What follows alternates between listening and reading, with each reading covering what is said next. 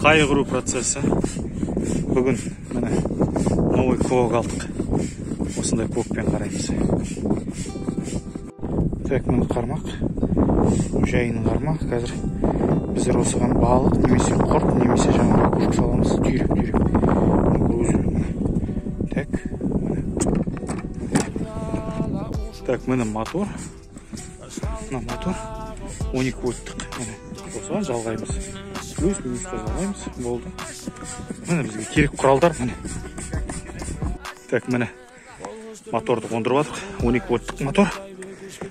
Сосын осыған жалғайды. Міне квок деген мынандай. Мына дауыспен осы дауысқа жайын келеді, яғни жайын шақырады. Новый квоктың дауысын қарап отыр. Міне мына аккумуляторға мотор жалғанып жатыр. Сіздер айтып жүрген аккумулятор осыған керек, жігіттер. Міне аккумуляторды жалғап болдық. Жанып тұр бізде. Болды. Қайықты қосып болғанша, міне балдар қазір жебец саулап жатыр. Жебец бізге қазір ол жайынге саламыз. Міне шелекке саламыз. Міне жебец үлкен жайынның күртшегіне мынандай әдіспен кеңсеміз. Болды. Так, міне жүзіп келеміз.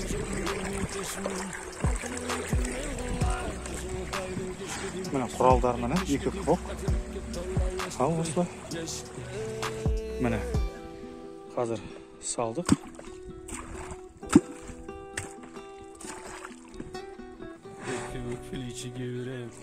Міне жігіттер осындай процеспен мына балықты шақырады, астына қармақ салып қояды. Жігіттер, мына нәтижесі. Балық шығарып жатқанын түсіру өте қиын, өйткені қайықтың үстінен ескекпен есіп тұруың керек болады. Балық шығарып жатқан кезде балықпен арпалысасың, өйткені кейбір жайындар қайықтың үстіндегі адамды сүйреп кете жаздайды. Ең ауыры жайын шығарып жатқан мезгіл. Бұлай еш қиындығы жоқ. Қайығың моторлы болса, қолыңда квок болса, болғаны. Қазақ бауырлары көрсін деп, білсін деп, және үйренсін деп осындай азғантай видеоролик түсірген жайым бар. Аулаңыздар, ұстаңыздар, қармақтарыңыз қанды, қанжығаларыңыз майлана берсін. Аслан Омаров.